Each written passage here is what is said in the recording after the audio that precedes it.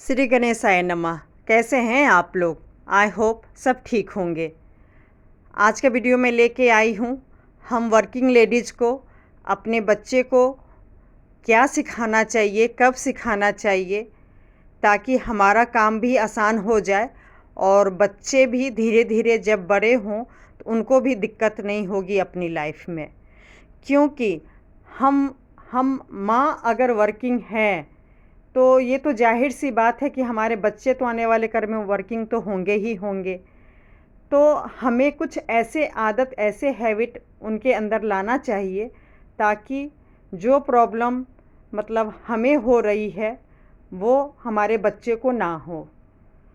तो मैं क्या अपनी बेटी को सिखा रही हूँ, स्टार्टिंग से ही, जब छोटे से ही थी, मतलब 10-12 साल से मैं डस्टिंग करना और घर के छोटे छोटे काम, मतलब ये नहीं कि बहुत ज़्यादा बर्डन देना, लेकिन अपनी बेटी को एहसास दिलाती थी कि मैं वर्किंग हूँ और वर्किंग हूँ तो किसके लिए हूँ, अपनी बेटी की ख्वाहिश पूरा करने के लिए, उसके सपने को पूरा करने के लिए। वैसे तो देखिए बहुत के लोग हस्बैंड सारा ख्वाहिश पूरा कर सकते हैं, लेकिन ज़रूरी नहीं है आजकल की इतनी महंगाई में कि सिर्फ हस्बैंड के कमाने से ही हम अपने बच्चे की सारी ख्वाहिश पूरा कर दें। ऐसा तो नहीं हो सकता है। तो इसलिए हम लेडीज़ का भी फ़र्ज़ बनता है कि हम बाहर काम करें, लेकिन अगर हमारा बच्चा और हस्बैंड अगर साथ दे तो हमारी लाइफ और भी आसान हो जाती है।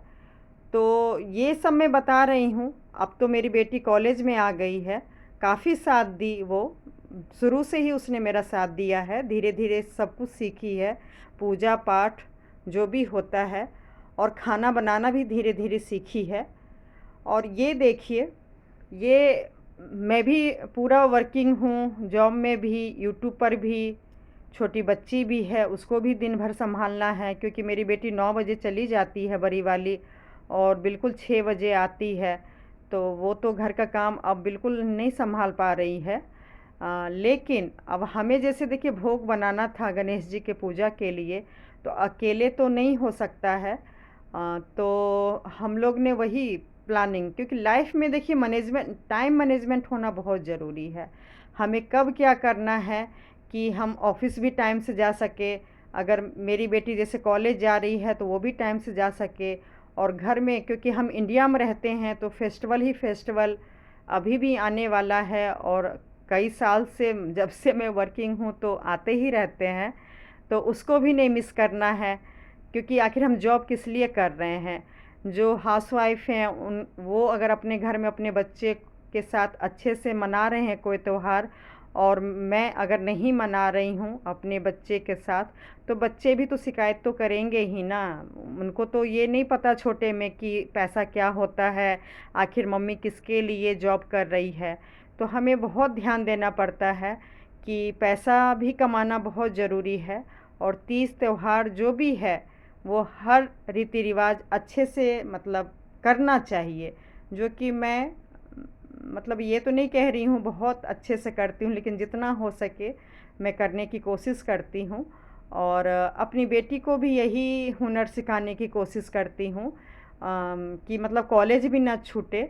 मतलब मैं चाहती तो कॉलेज उसका छुड़वा सकती थी, लेकिन गणेश जी देखिए भगवान हमेशा ही परीक्षा लेते हैं। जो सैटरडे संडे में छुट्टी होना चाहिए था तो वो भी नहीं हो पाया, वो सैटरडे संडे में भी कॉलेज गई तो बिल्कुल भी टाइम नहीं मिला।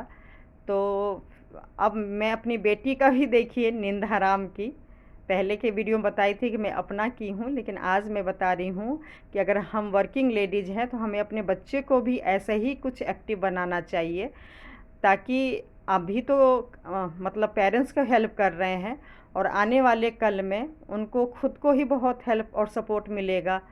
तो इस वजह से मैं अपनी बेटी को सिखा रही हूँ, और वो सीख भी चुकी है बहुत कुछ। ये एक तरह से देखा जाए मोदक नारियल का उसने खुद ही बनाया है, और बेसन का लड्डू, खीर जो भी है वो खुद बना के कॉलेज जाती थी, और अच्छा लगता था, साथ देती थी।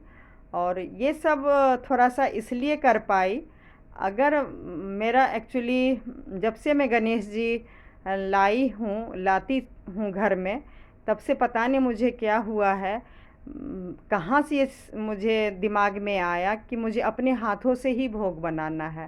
पहले मैं इतना नहीं बनाती थी, लेकिन 5-6 साल से जब से मैं गणेश जी को ला रही हूँ, तब से मैं मतलब 1-2 नहीं, मतलब बहुत डेली के डेली सोचिए 10 दिन 11 दिन काजू की मतलब सारे मेवा का बर्फ़ी हो गया, लड्डू हो गया, पेड़ा हो गया, बेसन के लड्डू, बेसन के बर्फ़ी, मतलब हर दिन कुछ ना कुछ वैरायटी मैं बनाती ही थी।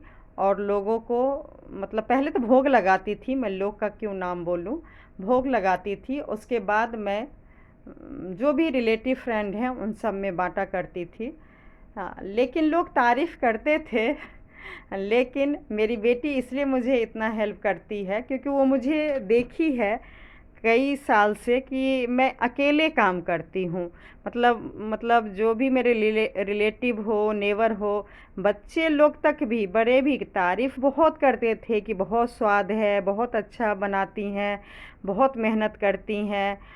मतलब जॉब करते हुए या ट्रीटमेंट में, जैसे मैं बताई हूँ, मेरा इलाज में बहुत टाइम लगता था। इन दिनों मैं हॉस्पिटल भी जाती थी। और एक बात बताऊँ, ये सब प्रसाद ना मैं भूखे बनाती थी। मतलब बिना खाए, भले ही मुझे 3 बज जाए, 4 बज जाए, शाम के 5 बज जाते थे कभी कभी, लेकिन मैं खाना नहीं खाती थी। फल खा लिया एक बार, लेकिन जब तक प्रसाद कंप्लीट नहीं होता था तब तक मैं भूखे ही रहती थी। और उसी सब का नतीजा है कि मेरी बेटी को थोड़ा सा मेरे पे शायद दया भी आता होगा, और देख देख के वो कई साल से देख रही है कि मैं कैसे काम कर रही हूँ। इस बार मेरी बेटी बहुत हेल्प की है, जबकि मैं, यकीन मानिएगा, सबसे कम मैं इस बार बनाई हूँ। और क्यों कम बनाई हूँ वो मैं आगे के वीडियो में आप लोग के साथ शेयर करूँगी। और बस यही कहूँगी कि आस्था रखिए, विश्वास रखिए, और अपने बच्चे को वो चीज़ सिखाइए जिससे कि आप सक्सेस हुए हैं और जिससे कि आपका लाइफ इजी है, रिलैक्स है। ना कि वो चीज़ बच्चे के कान में डालिए जिससे कि नेगेटिव मन में ज़्यादा आए। और रिलेटिव के प्रति तो बिल्कुल भी नफ़रत मत पैदा करवाइए। जितना हो सके सबकी तारीफ़ कीजिए उसके सामने, और जो आपके लाइफ में अच्छा अच्छा चीज़ हुआ है वो अपने बच्चों के साथ शेयर कीजिए। धन्यवाद।